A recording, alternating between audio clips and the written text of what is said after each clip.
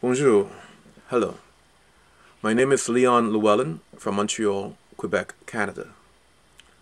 This lesson is for week 1 of Introduction to Music Production at Coursera.org. I will be teaching you propagation of sound. Propagation is a parameter of sound. Amplitude, frequency, and timbre are some of the other parameters of sound. This lesson will focus on propagation. If you work with sound, it is essential that you know and understand its basic properties. Sound is a sequence of waves which propagates through compressible media such as air, water, or through solids such as metal.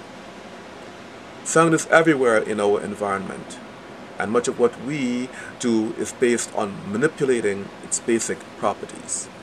As mentioned earlier, the basic properties of sound are propagation, amplitude, frequency, and timbre.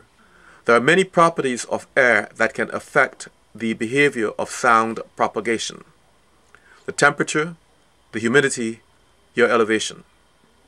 Temperature determines the speed of sound within a medium. Although the effect of humidity is minimal, it does determine the rate at which sound is attenuated.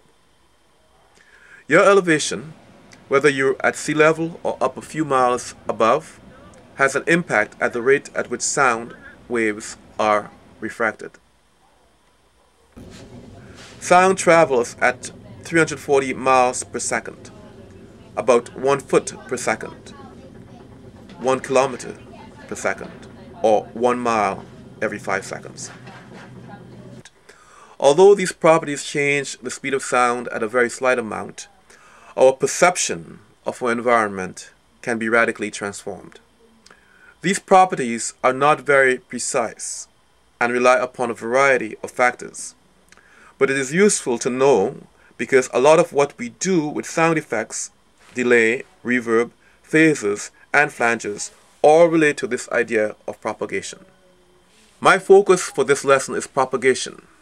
Propagation is basically sounds moving through a medium. As mentioned earlier, sounds can move through a wide variety of media such as air, metal, and water. Sound goes through each medium at different rates. Like a train, it takes time for sound to get from one place to another.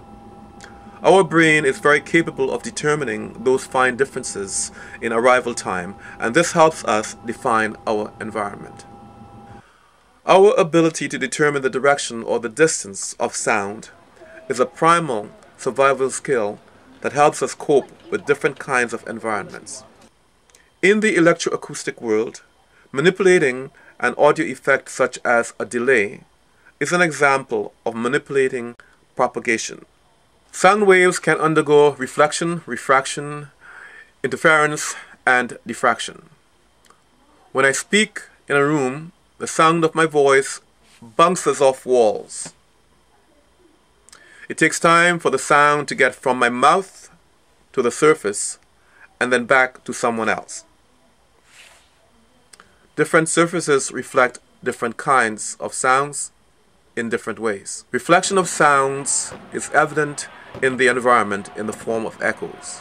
The rolling of thunder is largely due to the successive reflections from clouds and land surfaces. The sound reflecting of objects take time to get to our brains in different amounts of time.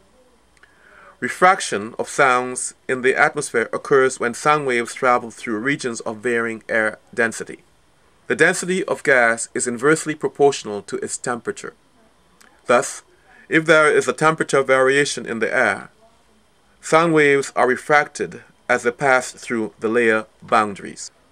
Our sense of space is based on the idea of reflection and refraction. So most of what we do when we are mixing sound is developing an oral sense of space, depth, and real location. The process of creating a mix is based on understanding the parameters of propagation. Please let me know if this lesson was helpful. Merci, thank you, from Montreal.